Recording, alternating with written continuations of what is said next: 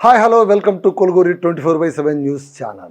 AI artificial intelligence ఈ మధ్య కాలంలోన అంటే ఒక 5-6 ఏళ్ల నుంచి చూసుకుంటే చాలా విపరీతంగా పెరుగుతూ వచ్చి ఇప్పటి జనరేషన్లో అయితే ప్రతి పనిలో కూడా తన ఆధిపత్యాన్ని తన అధికారాన్ని ప్రదర్శిస్తున్నటువంటి అద్భుతమైన టూల్ ఏది అంటే ఆర్టిఫిషియల్ ఇంటెలిజెన్స్ వచ్చిన తర్వాత మన పని చాలా సులువైపోయిందని చాలామంది సంబరపడిపోతున్నారు కూడా.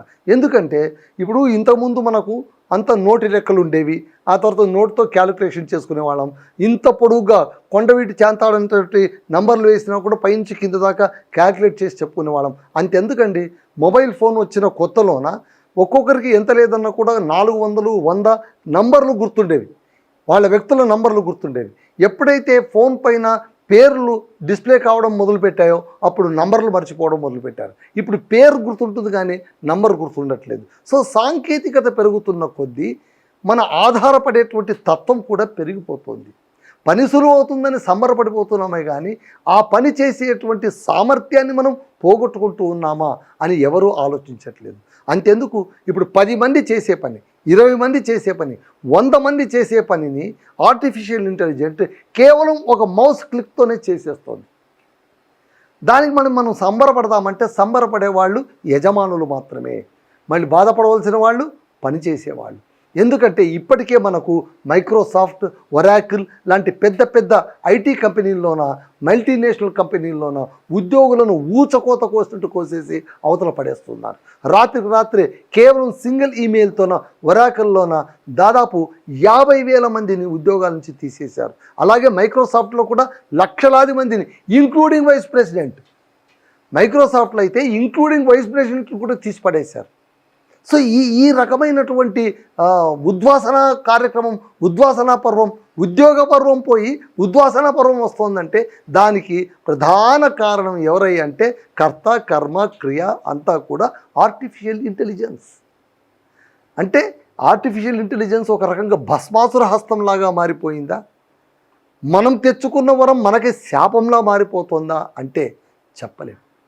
సరే, ఇదంతా ఒక ఎత్తు. అంటే ఏంటి, మనం ఉద్యోగాల కోసమో, క్యాలిక్యులేషన్స్ కోసమో, మ్యాథమెటిక్స్ కోసమో, ప్రొఫెషనల్ కోసమో, ట్రాన్స్లేషన్ కోసమో, ఇతరత్ర ఏ కారణాల కోసమైనా ఆర్టిఫిషియల్ ఇంటెలిజెన్స్ను ఉపయోగించుకోవడం అనేటువంటిది ఓకే. పని సులువు కావడానికి, పనిలో నైపుణ్యత పెంచుకోవడానికి, ప్రొడక్టివిటీ పెంచుకోవడానికి ఇది మనకు ఉపయోగపడుతుందని చెప్పొచ్చు. కానీ other black side, dark side తీసుకుంటే ఆర్టిఫిషియల్ ఇంటెలిజెన్స్ వలన అరాచక శక్తులు పెరిగిపోతున్నాయి, క్రిమినాలజీ పెరిగిపోతుంది, డార్క్ ఏరియాస్ పెరిగిపోతూ ఉన్నాయి. మనిషిని హతమార్చడం ఎలా అని కూడా ఏఐలో చూసి నేర్చుకొని చేస్తున్నారా అనేది కూడా వినిపిస్తుంది. మనకు కొన్ని వార్తలు అప్పట్లో అందింది ఏంటంటే క్యాన్సర్ కూడా, మొండి వ్యాధి క్యాన్సర్ని కూడా ఆర్టిఫిషియల్ ఇంటెలిజెన్స్తోన నయం చేయొచ్చని కొంతమంది ప్రకటించడం నిజంగా కూడా దిగ్భ్రాంతి కలిగిస్తున్నటువంటి విషయం. మళ్ళీ ఆర్టిఫిషియల్ ఇంటెలిజెన్స్ ఇంత పని చేస్తుందా? ఒక డాక్టర్ పని చేస్తుంది, ఒక లాయర్ పని చేస్తుంది, ఆల్రెడీ ఇప్పుడు జర్నలిస్టుల పని అంతా చేసేస్తుంది. ఇప్పుడు పైగా ఒక న్యూస్ యాంకర్ పని చేస్తుంది, ఒక యాక్టర్ పని చేసేస్తుంది. Everything it is doing. అలాంటి సమయాల్లోన ఆర్టిఫిషియల్ ఇంటెలిజెన్స్ రాను రాను రాను వరం కాస్త శాపంగా అదొక ప్రమాదకరమైన శక్తిలా మారిపోతుందని గ్రహిస్తున్నారు. ప్రపంచవ్యాప్తంగా ఇప్పుడు గ్రహిస్తున్నారు. ఇప్పుడు ప్రపంచవ్యాప్తంగా ఏమంటున్నారంటే కొద్ది కాలం పోయిన తర్వాత ఏఐ ప్రభావంతో మనకు కేవలం ప్రాంప్టర్లే మిగులుతారు కానీ స్కిల్డ్ లేబర్స్ కానీ స్కిల్డ్ ఎంప్లాయీస్ కానీ మాయమైపోతారు. Only prompters will remain. అంటే ఏంటి, ఏఐకి మనం ప్రాంప్ట్ ఇవ్వడం, మంచిగా ప్రాంప్ట్ ఇచ్చేటువంటి నాలెడ్జ్ ఉందంటే కనుక ఏఐని అద్భుతంగా మనం వాడుకోవచ్చు. కానీ అది మన మైండ్ రీప్లేస్ చేయడమే కాదు, మన పనిని రీప్లేస్ చేస్తుంది, మన యాక్టివిటీస్ని రీప్లేస్ చేస్తుంది. కొద్ది కాలం పోయిన తర్వాత మన ఉపాధిని ఆల్రెడీ రీప్లేస్ చేయడం మొదలుపెట్టింది. ఇలాంటి ఏఐ వల్ల హానికరమైనటువంటి పనులు జరుగుతున్నప్పుడు ఏం చేయాలి? అందుకోసం, ఎందుకంటే మొన్నటికి మొన్న ఒక కోర్టు, సుప్రీంకోర్టు అనుకుంటాను, ఐ థింక్, ఒక ఆర్డర్స్ జారీ చేసింది. ఏంటంటే ప్రొసీడింగ్స్ను ఏఐ సాయంతో తీసుకున్నటువంటి నోట్తో చేయడం అనేటువంటిది అన్యాయము. జ్యుడిషియల్ మ్యాటర్స్ అన్నిట్లో కూడా ఏఐ ఉపయోగించవద్దండి అని నిష్కర్షగా చెప్పేసింది.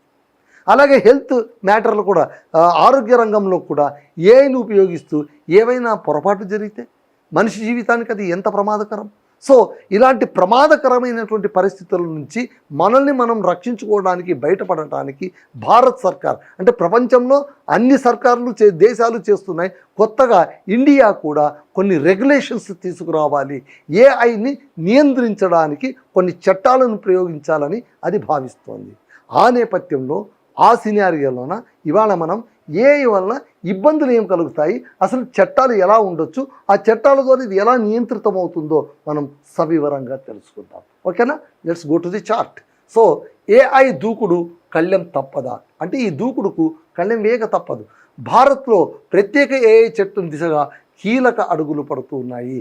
సో ఈ ఏఐ చట్టం ద్వారా ఏంటి వాట్ వీఆర్ ఎక్స్పెక్టింగ్ అంటే నంబర్ 1 పారదర్శకత, ట్రాన్స్పరెన్సీ ఉండాలి. అలాగే జవాబుదారీ, పారదర్శకత కంటే ముఖ్యం అకౌంటబిలిటీ. ఎందుకు ఇలా చేసామంటే సార్ నేను చేయలేదండి ఏ నాకు ఆన్సర్ ఇచ్చిందండి అనడం మొదలుపెట్టామనుకోండి ఏ తప్పిదాలకు ఎవరు బాధ్యత వహించారు. సో అకౌంటబిలిటీ అనేది ఉండాలి, జవాబుదారీతనం. తర్వాత గోప్యత రక్షణ, ప్రైవసీ అనేది పోయేస్తుంది. ఏఐ వల్ల ఏ ప్రైవసీ ఉండదు. నువ్వు ఏం క్వశ్చన్ అడిగినా, ఎవరు పర్సనల్ లైఫ్ నుంచి క్వశ్చన్ అడిగినా కూడా దడాలను ఆన్సర్ ఇచ్చేస్తుంది. అలాంటప్పుడు దీనికి ప్రైవసీ గాల్లో దీపంలా మారిపోతుంది. సో వీటిపైన దృష్టి పెడుతుంది. కాబట్టి ఏఐ చట్టం వస్తే ఏంటంటే రిస్క్ బేస్డ్గానే ఈ ఏఐ చట్టాన్ని రూపొందించారు. ఈ ఏఐ చట్టం కింద పారదర్శకత, జవాబుదారీ, గోప్యత రక్షణ వీటిపైన, అలాగే మానవ హక్కుల పరిరక్షణ, హ్యూమన్ రైట్స్ ప్రొటెక్షన్ కూడా చేయాల్సి ఉంటుంది. అలాగే భద్రత, సెక్యూరిటీ ఇట్స్ మోస్ట్ ఇంపార్టెంట్. అలాగే న్యాయమైనటువంటి వినియోగము, లాఫుల్ యూసేజ్, అన్లాఫుల్ యూసేజ్ ఉండకూడదు, లాఫుల్ యూసేజ్ ఉండాలి. వీటన్నిటి కోసమే ఇప్పుడు కొత్తగా చట్టం రాబోతుంది.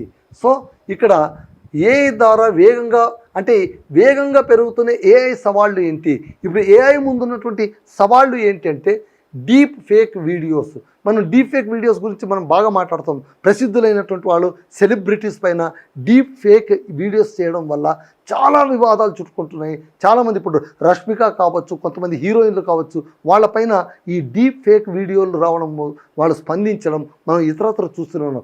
ఎనీ స్టార్డమ్ ఉన్న హీరోయిన్ల పైన ఇలాంటి ఫేక్ వీడియోస్ క్రియేట్ చేసేస్తున్నారు. సో ఇలాంటి వీడియోస్ చలామణి అయితే ఏది నిజము ఏది అబద్ధము, ఏది నిజంగా జరిగింది ఏది అబద్ధంగా జరిగింది అనేది we can't find out. So deep fake వీడియోలు, ఆ తర్వాత ఫోటోల మార్ఫింగ్ కూడా చాలా చాలా అభ్యంతరకరమైనటువంటి ప్రక్రియ. అలాగే ఏఐలో మోసాలు, సైబర్ నేరాలు. ఇప్పటి వరకు మనం సైబర్ నేరాలను మాత్రమే చూస్తున్నాం. ఇప్పుడు ఏఐ మోసాలు కూడా మొదలయ్యాయి అనుకోండి, వీటికి తోడు నిప్పుకు గాలి తోడైనట్టుగా ఉంటుంది. ఇక పట్టుకోవడం ఎవడి తరం కాదు. అలాగే ఎన్నికల ప్రచారంలోన తప్పుడు సమాచారం ఇవ్వడం, పొలిటికల్ క్యాంపెయిన్లోన మిస్ఇన్ఫర్మేషన్ ఇవ్వడము, అన్వాంటెడ్ ఇన్ఫర్మేషన్ ఇవ్వడం చాలా ఎక్కువైపోతుంది. ఆ తర్వాత నకిలీ వార్తలు, మ్యానిపులేటెడ్ న్యూస్ మొదలవుతుంది. వాంటెడ్గా మోటివ్స్తో వచ్చేటువంటి వార్తలు మొదలైపోతాయి. అలాగే అపోహల వ్యాప్తి, గ్యాసిప్స్ను విపరీతంగా ప్రసారం చేయడం మొదలవుతుంది. ఆ తర్వాత ప్రసిద్ధుల వ్యక్తిగత గోప్యతకు భంగం, ప్రముఖుల పర్సనల్ లైఫ్ అంతా కూడా డిస్ట్రాయ్ అయిపోతుంది. వాళ్ళ ప్రైవసీకి చాలా చాలా చాలా ఇబ్బందులు ఎదురవుతాయి. ప్రతి ఒక్కటి కూడా బట్టబయలైపోతుంది. ఇది కూడా ఏఐ వల్లనే కలిగేటువంటి ప్రధానమైన ఇబ్బందిగా మనం గమనించవచ్చు. కీలక రంగాల్లో ఏఐపై ఆధారపడితే ఖచ్చితంగా ఇబ్బందులు ఎదురవుతాయి అని ఇప్పుడు భారత సర్కార్ గుర్తిస్తోంది. అందుకే రిస్క్ బేస్డ్గా ఏఐ చట్టం అవసరం, అనివార్యం. సో ఏంటి రిస్క్ బేస్డ్ చట్టం అంటే ఇవన్నీ కారణాలు, ఈ 6 కారణాలను దృష్టిలో పెట్టుకొని ఇప్పుడు ఏఐ చట్టాన్ని రూపొందించబోతున్నారు. ప్రభుత్వం ఇప్పటి వరకు చేసింది అంటే ఇప్పటిదాకా ఎలాంటి చట్టం లేదా అంటే ఉంది, కానీ నాట్ సో రిస్ట్రిక్టెడ్, అంత అవసరం లేదు అనుకున్నారు. ఇప్పుడు దాని అవసరం పెరుగుతుంది. ఎందుకంటే వినియోగం పెరిగింది. ఎక్కడైతే వినియోగం పెరుగుతుందో అక్కడ నియంత్రణ కూడా ఉండాలి. నియంత్రణ లేని వినియోగం ఖచ్చితంగా అనార్థాలకు, అపార్థాలతో పాటు ఇబ్బందికరమైనటువంటి ప్రమాదాలకు కూడా దారితీస్తుంది. సో ప్రభుత్వం ఇప్పటి వరకు చేసింది ఏంటి అంటే ఏఐ గవర్నెన్స్ మార్గదర్శకాలు విడుదల చేసింది.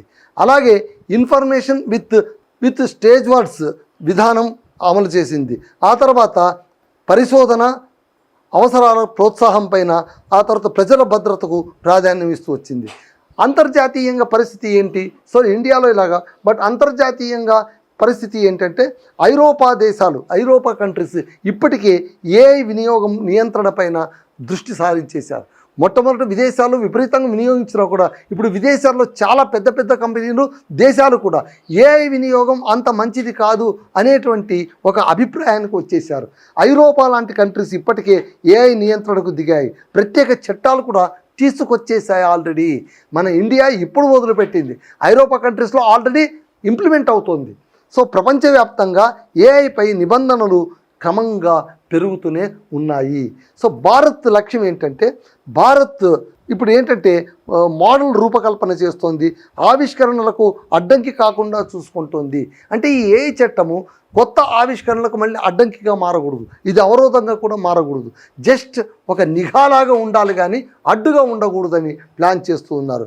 ప్రజల భద్రతకు భరోసా, సమతుల్యత, బాధ్యతాయుతంగా ఏఐని వినియోగించాలని అనుకుంటున్నారు.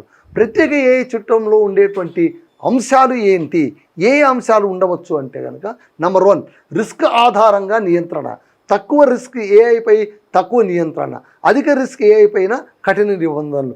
ఏఐ కూడా ఇప్పుడు ఫర్ ఎగ్జాంపుల్ ట్రాన్స్లేషన్కు ఒక అనువాదానికి ఏఐ ఉపయోగించుకుంటాం, అందులో పెద్ద నిబంధనలు ఏమి ఉండవు. ఒక సమాచారం అడుగుతాం, అందులో పెద్ద నిబంధనలు ఏమి ఉండవు. కానీ మర్డర్ చేయడం ఎలా, కూలీ చేయడం ఎలా, బాంబు తయారు చేయడం ఎలా, అణుబాంబులు తయారు చేయడం ఎలా లాంటి క్వశ్చన్లు అడగడం మొదలుపెట్టామనుకోండి, అక్కడ మళ్ళీ రిస్ట్రిక్షన్స్ వచ్చేస్తాయి. ఇప్పటికే మనం ఏఐ మీరు ప్రాంప్ట్ ఇచ్చేటప్పుడు హత్య లాంటి పదాలు వాడితే కనుక వెంటనే రిస్ట్రిక్షన్స్ వచ్చేస్తాయి, ఇది నిబంధనలకు వ్యతిరేకంగా ఉంది. మైనర్ల గురించి ఏమి ఇచ్చినా కూడా అది ఆన్సర్ ఇవ్వదు, నువ్వు మార్చి అడగాలి, నేరుగా అడిగితే అది ఆన్సర్ ఇవ్వదు. ప్రాంప్ట్ చేసే వాళ్ళకి ఆల్రెడీ ఇది ఎక్స్పీరియన్స్ అయి ఉంటుంది కూడా. సో ఇక్కడ రిస్క్ ఆధారంగా అంటే హై రిస్క్, లో రిస్క్ అనేటువంటిది మనం ఇచ్చే ప్రాంప్టుల పైన, మనం అడిగే క్వశ్చన్లు ఏ విషయం పైన అనే దానిపైన ఆధారపడి ఉంటుంది. వినియోగదారులకు స్పష్టమైన సమాచారం, ఆ తర్వాత రుణం, ఉద్యోగం, వైద్యం వంటి కీలక నిర్ణయాలను ఏఐ ఉపయోగంపై తెలియజేయడం తప్పనిసరి. అంటే లోన్ ఫెసిలిటీస్ కావచ్చు, ఆ తర్వాత జాబ్ ఆపర్చునిటీస్ కావచ్చు, ఆ తర్వాత ముఖ్యంగా మెడికల్ హెల్త్ ఇష్యూస్ కావచ్చు, ఇలాంటి రంగాల్లోన ఏఐ ఎంతవరకు ఉపయోగించాలో అంతవరకే ఉపయోగించాలి. మానవ సమీక్ష హక్కు అంటే కీలక నిర్ణయాలపై మానవ సమీక్షకు హ్యూమన్ రివ్యూ అనేటువంటిది కంపల్సరీగా ఉండాలి. ఇప్పుడు చూడండి, మీరు కొన్ని ఛానల్స్లో అంటే మీడియాలో చూస్తే కనుక కింద వాళ్ళు ఏమి ఇస్తుంటారు, వెబ్సైట్లో చూడండి, వార్తలన్నీ పెట్టి ఇది ఏఐ ఆధారంగా తయారు చేసినటువంటి వార్తలు గమనించగలరు అని ఒక షరతులు డిస్క్లైమర్ పెడతారు. ఈ డిస్క్లైమర్ వల్ల ఏంటంటే వాళ్ళ రెస్పాన్సిబిలిటీ కొద్దిగా తగ్గుతుంది. సో ఇక్కడ ఏంటంటే మానవ సమీక్ష హక్కు, కీలక నిర్ణయాలపై మానవ సమీక్షకు అవకాశం కల్పించడం, ఆ తర్వాత డెవలపర్లపై బాధ్యత, భద్రతా పరీక్షలు అంటే డెవలపర్స్ కూడా ఆలోచించాల్సింది ఏంటంటే సెక్యూరిటీ టెస్టులు జాగ్రత్తగా చేయాలి, ఆ తర్వాత రిస్క్ అంచనాలు వేయాలి, రిస్క్ మ్యాటర్స్ ఎంతవరకు ఉంటాయనేది హైపాథికేటెడ్గానైనా సరే వాళ్ళు ఎస్టిమేట్ వేయాల్సి ఉంటుంది. అలాగే పారదర్శకత కంపల్సరీగా ఉండాలి, ట్రాన్స్పరెన్సీ లేకపోతే ఏ టూల్ అయినా సరే వాడటం డేంజర్. అలాగే ఏ కంటెంట్కు లేబుల్ తప్పనిసరిగా ఉండాలి. ఫోటో, వీడియో, ఆడియో వార్తల ఏఐలో రూపొందించినప్పుడు లేబుల్ కంపల్సరిగా వాటర్ మార్క్ కూడా ఉండాలి. ఇప్పుడు మనం వాటర్ మార్క్ ఛానల్స్కి మనం వాటర్ మార్క్స్ వాడుతూ ఉంటాం, అలాగే ఏఐతో వాడినటువంటి వాటికి యూజ్డ్ బై ఏఐ అనేటువంటి వాటర్ మార్క్ ఖచ్చితంగా ఉండాలి. అది మున్ముందు తీసుకొచ్చేటువంటి నిబంధనలను చాలా కీలకమైనటువంటి నిబంధన. చట్టపరమైన చర్యలు, నిర్లక్ష్య వినియోగంతో ప్రజలకు నష్టం జరిగితే భారీ జరిమానాలు, శిక్షలు విధించడానికి కూడా ఇప్పుడు ప్రభుత్వం సిద్ధమైపోతుంది. సో ఇప్పుడే చర్యల దశలోనే ఉంది. చట్టానికి తుది రూపం పార్లమెంటు ప్రక్రియ తదుపరి తెలుస్తుంది. అంటే పార్లమెంట్లో దీన్ని బిల్లుగా రూపొందించాలి. సో ఈ బిల్లుకు అన్ని పక్షాలు, అధికార పక్షం, ప్రతిపక్షం ఆమోదించిన తర్వాత ఈ బిల్లు కాస్త చట్టంగా మారుతుంది. ఆ చట్టం గెజిట్ నోటిఫికేషన్ అయిన తర్వాత మనకు ఇంప్లిమెంట్ అవుతుంది. సో ఏఐ పైన నియంత్రణలు, ఆంక్షలు మొదలైపోతున్నాయి అన్న విషయాన్ని మనం అందరం కూడా గమనించాలి. ఎందుకంటే మనం అందరం కూడా ప్రత్యక్షంగానో పరోక్షంగానో ఒక విషయం కాకపోతే ఇంకొక విషయానికి ఏఐ వాడుతూ ఉన్నాం, అలవాటు పడిపోతున్నాం. కాబట్టి ఆ అలవాటును పొరపాటుగా మార్చుకోకుండా జాగ్రత్త పడాల్సిన బాధ్యత మనపై ఉందని ఇప్పుడు దేశం గుర్తు చేస్తోంది. అదండి సమాచారం. That's all.